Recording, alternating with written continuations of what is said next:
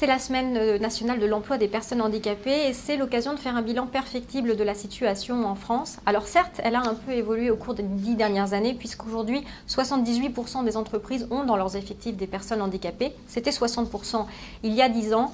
Il reste que des personnes handicapées sont surreprésentées dans la population des chômeurs en France. Le taux de chômage chez des personnes handicapées atteint 19%, le double de la moyenne nationale. Alors il faut repenser maintenant la manière dont on intègre les personnes handicapées dans l'entreprise, parce que les populations de personnes handicapées changent, elles sont de plus en plus nombreuses. On estime aujourd'hui que 2,7 millions de personnes sont concernées, tout cela à cause du vieillissement de la population par exemple.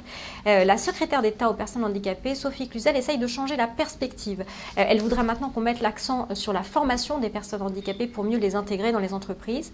Elle voudrait aussi que les entreprises elles-mêmes changent la perception qu'elles ont des personnes handicapées.